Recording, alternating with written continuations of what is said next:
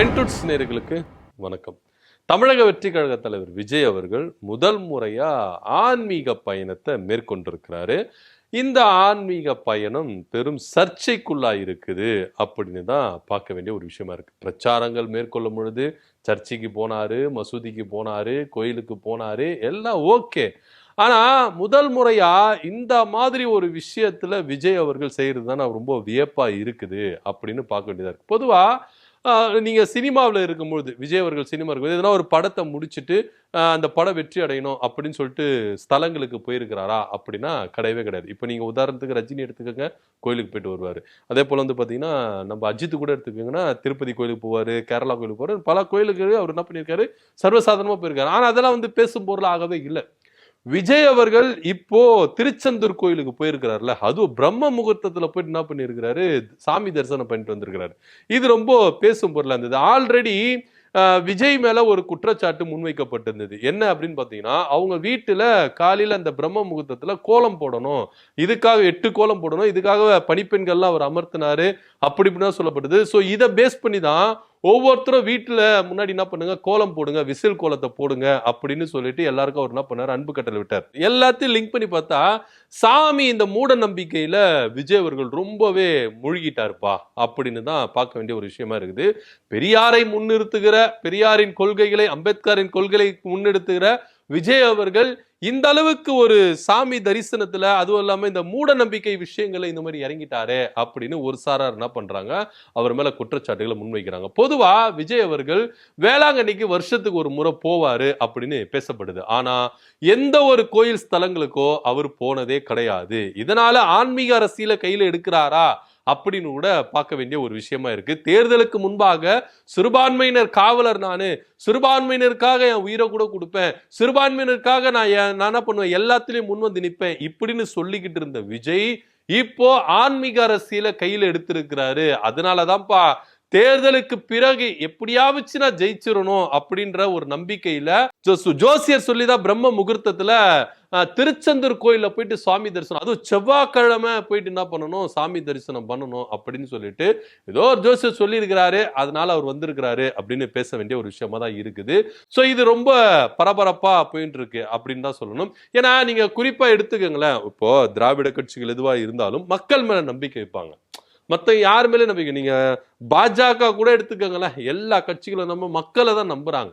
விஜயம் ஆரம்பத்துல மக்களை தான் நம்பிக்கிட்டு இருக்கிறேன் அப்படின்னாரு. ஆனா பின்புலத்துல எல்லாமே அவர் ஜோசியர் சொல்லிதான் ஒவ்வொரு விஷயத்த செஞ்சாரு அப்படின்னு, ஜோசியர் சொல்லிதான் கரூர்ல கூட ஒரு பிரச்சாரத்தை மேற்கொள்ள போல அப்படின்னு சொல்லப்படுது. அது மாத்திரம் இல்லாம கோலம் போட சொன்னது, அந்த எல்லா விஷயத்தையும், ஏன்னா அவரு வீட்டிலேயே பிரம்ம முகூர்த்தத்துல 8 கோலம் போடணும் அப்படின்னு ஜோசியர் சொன்னதா ஒரு தகவல். அதனாலதான் அவர் காலையிலேயே 8 பணிப்பெண்களை வைத்து 8 கோலங்கள், ஒரு கோலத்துக்கு ஒரு பெண்மணி அப்படின்னு சொல்லிட்டு லாஸ்ட் பினிஷிங் மட்டும் தான் இவர் வந்து போடுவாராம். எல்லாத்துக்கும் அதுக்குன்னு தயாரா பண்ணி வச்சிருக்கிறாங்க.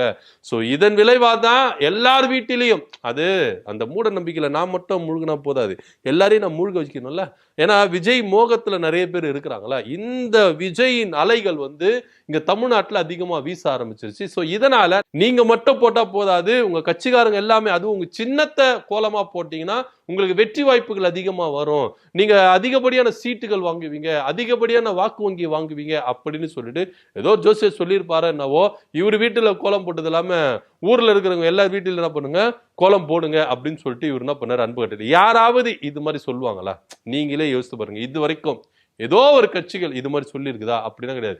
ஏன் விஜய் மட்டும் ஒவ்வொரு வீட்டில விசில் கோலத்தை போட சொன்னாங்க அப்படின்றது இது வரைக்கும் யாருன்னா யோசிச்சிருக்குமா? ஏன்னா இவர் தான் மக்களை நம்புறாரு, மக்கள் மத்தியில தான் இந்த விசில் பதிஞ்சிச்சு.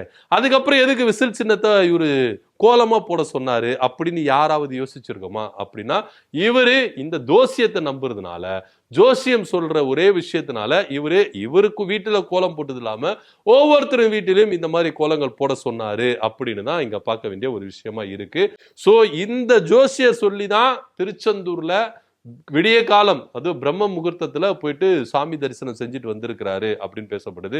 இவரு கிறிஸ்டியன் தானப்பா, சி ஜோசப் விஜய் அப்படின்னு தானே, எதுக்கு இவரு ஆன்மீக அரசியல கையில எடுக்கிறாரு அப்படின்னு பாத்தீங்கன்னா, இங்க எல்லாருமே, அதாவது ஓட்டு போடுறதுக்கு முன்னாடி இந்த மாதிரி விஷயங்களை அவர் செய்யவே இல்லை. கோயிலுக்கு போயிட்டு தரிசனம் பண்றது இல்ல, எதுவுமே பண்றது இல்ல. ஆனா கிறிஸ்தவ கோயிலுக்கு போனாரு, கிறிஸ்துமஸ் நிகழ்ச்சி நடத்தினாரு, ரம்ஜான் இப்தார் நிகழ்ச்சி நடத்தினாரு. சிறுபான்மையினர் பாதுகாவல நானே, சிறுபான்மையினர் மக்களுக்காக நான் இருப்பேன், மத சார்பற்ற கொள்கையில நான் உறுதியா இருப்பேன் அப்படின்னு சொன்னவர் தான் விஜய். இன்னைக்கு எலெக்ஷன் முடிஞ்சிருச்சு, ஓட்டு போட்டாச்சு. இதுக்கப்புறம் உங்க ஓட்டு எனக்கு வந்தா என்ன, வரா கட்டி என்ன, அதை போட்டுட்டீங்களே அப்புறம் என்ன அப்படின்ற ஒரு ரேஞ்சை பிரதிபலிக்கிற விதமா தான் விஜய் அவர்கள் இப்போ ஆன்மீக அரசியல் எடுத்திருக்கிறது. இது சர்வசாதாரணமா நம்ம என்ன பண்ண முடியாது, கடந்து விட முடியாது. விஜய் வந்து சர்வசாதாரணமா ஒரு கோயிலுக்கு போயிருக்கிறாருப்பா அப்படின்னா, இது எல்லாமே ஜோசியர் சொல்லி தான் ஒரு மூட நம்பிக்கையில அவர் செய்யறாரு. அது ஒண்ணு. இன்னொரு விஷயம், தேர்தல் ரிசல்ட்டுக்கு பிறகு இவர் பாஜக கூட கூட்டணி வைக்கிறதுக்கும் தயங்க மாட்டார். நான் பாஜகவுக்கு ஆதரவா தான் இருக்கிறேன், நான் வந்து சிறுபான்மையினருக்கு பாதுகாவலன் இல்ல, சிறுபான்மையினருக்கு ஆதரவா இல்ல, நான் வந்து இந்துக்களுக்கு அது ஆன்மீக அரசியல கையில் எடுக்கிறேன், நான் சனாதனத்தை எடுக்கிறேன் அப்படின்னு சிம்பாலிக்கா சொல்ற மாதிரி தான் இங்க நம்ம பார்க்க வேண்டிய ஒரு விஷயமா தான் இருக்குது. ஆஃப்டர் தேர்தல் ரிசல்ட்டுக்கு பிறகு பாஜக கூட கூட்டணி வச்சா கூட அப்போ இப்போ யாரெல்லாம் சிறுபான்மையினர் வாக்கு செலுத்தினீங்க பாருங்க விஜய்க்கு, அவங்க எல்லாம் யோசிப்பாங்க, அச்சோ அவசரப்பட்டுட்டமே அப்படின்னு எல்லாரும் புலம்ப வைக்கிறார் விஜய் அப்படின்னு கூட இங்க நம்ம சில பல கருத்துக்களை சொல்ல வேண்டிய ஒரு விஷயத்துல தான் நம்ம என்ன பண்றோம், பேசிக்கிட்டு இருக்கோம். ஏன்னா பெரும்பாலானோர் இந்த மாதிரி கருத்துக்களை தான் முன்வைக்கிறார். ஆன்மீக அரசியலை கையில் எடுத்ததுனால பாஜகவுக்கு ஆதரவா இவர் செயல்படுறதுக்கான வாய்ப்புகள் அதிகமா இருக்கு. ஏன்னா எல்லாரும் சொல்லிக்கிட்டு இருந்தாங்க ரிசல்ட்டுக்கு பிறகு விஜய் பாஜக கூட கூட்டணி வைப்பார், இங்க தொங்கு சட்டமன்றம் அப்படின்னு ஒண்ணு வந்துதான் வராது, வந்துச்சுன்னா பாஜகவுக்கு தான் விஜய் சப்போர்ட் செய்தாகணும், வேற வழி கிடையாது. திமுக அவர் சப்போர்ட் செய்வாரா? கிடையாது. வேற யாருக்கு தான் சப்போர்ட் பண்ணி ஆகணும்?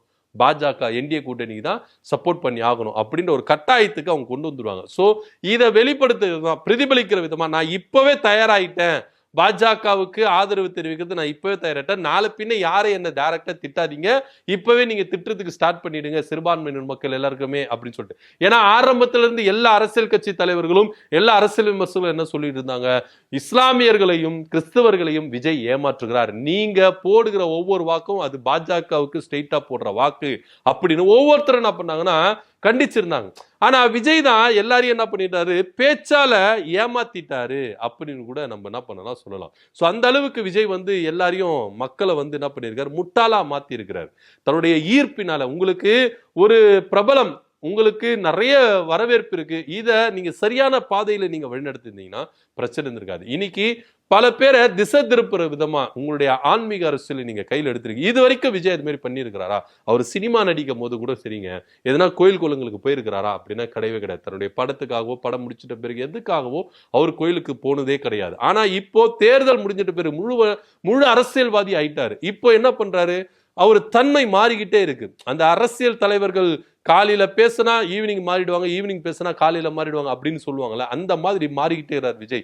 தன்னுடைய எடுத்த நிலைப்பாட்டுல உறுதியா இல்ல. இப்போ அவருக்கு ஒரு ஆதரவு தேவைப்படுது. கூட்டணி, அதாவது தேர்தலுக்கு முன்பாக கூட்டணி யாரும் வைக்கல, தேர்தலுக்கு பிறகு கூட்டணி வைக்கலாம் அப்படின்ற ஒரு ஆதரவு இருக்கு. பாஜகவுக்கு கிரீன் சிக்னல் கொடுக்கிறார். நான் வந்து பாத்தீங்கன்னா மதசார்பற்ற கொள்கைக்கு எதிரானவன் அல்ல, நான் மதசார்பு உள்ள ஒரு மனுஷன், அதனால நீங்க என் கூட கூட்டணி வைக்கிறதுக்கு தயாராயிடுங்க அப்படின்னு சொல்லிட்டு பாஜகவுக்கு ஒரு கிரீன் சிக்னல் கொடுக்குறாரோ, அதனால தான் இந்த கோயில் குளங்கள்லாம் போயிருக்கிறாரோ அப்படின்னு ஒரு சாரா சொல்லிட்டு இருக்காங்க. இன்னொரு சாரா என்ன சொல்றாங்கன்னா, ஏப்பா அவர் ஜோசியர் சொன்னபடி செஞ்சுட்டு இருக்கிறாருப்பா, அவருக்கு வந்து என்னன்னா தேர்தலில் பெரும்பான்மையான வாக்குகள் வந்துருச்சு, அடுத்த கட்ட லெவலுக்கு எப்படி போகணும் அப்படின்றதுனால இப்பவே என்ன பண்றாங்கன்னா, கோயில் குளங்க ஜோசியர் சொல்லியிருக்காரு, நீங்க இந்த கோயிலுக்குள்ள போங்க, நிச்சயமா வந்து என்ன பண்ணுவாங்க, நீங்க தான் வின் பண்ணுவீங்க அப்படின்னு சொன்னதுனால அவரு இந்த மாதிரி பிரம்ம முகூர்த்தத்துல வந்து என்ன பண்ணிருக்கிறாரு, கோயிலுக்கு வந்து சாமி தரிசனம் செஞ்சிருக்கிறாரு அப்படின்னு சொல்லப்படுது. சோ எதுவா இருந்தாலும் விஜய் இங்க ஒரு சில டிராமாக்கள், நாடகங்களை போடுகிறார், நாடகங்களை அரங்கேற்றுகிறார் அப்படின்னு தான் ரொம்ப பச்சையாவே வெளிப்படையா தெரியுது. சோ இவரை நம்பி ஒரு சிலர் கூட்டம் ஏமாறலாம், ஏமாறதுக்கு வாய்ப்புகள் உண்டு, புலம்புறதுக்கும் வாய்ப்புகள் உண்டு ரிசல்ட்டுக்கு அப்புறம் அப்படின்னு தான் இங்க பார்க்க வேண்டியது இருக்கு. அவசரப்பட்டு நம்ம விஜய்க்கு வாக்கு செலுத்திட்டோமே அப்படின்னு புலம்புறதுக்கும் சில பேர் ரெடியா இருக்கிறாங்க அப்படின்னு தான் பார்க்க வேண்டியது இருக்கு. ஏன்னா விஜய் நிலைப்பாட்டுல உறுதியா இல்ல. தேர்தல் ரிசல்ட்டுக்கு பிறகு விஜய் பாஜக கூட கூட்டணி வைக்கிறதுக்கான ஒரு அத்தாட்சி தான் இன்னைக்கு கோயிலுக்கு போயிட்டு வந்தது அப்படின்னு பார்க்க வேண்டியது இருக்கு. இதை பத்தியோட கருத்து என்ன அப்படின்னு கீழே கமெண்ட் பண்ணுங்க. நன்றி, வணக்கம்.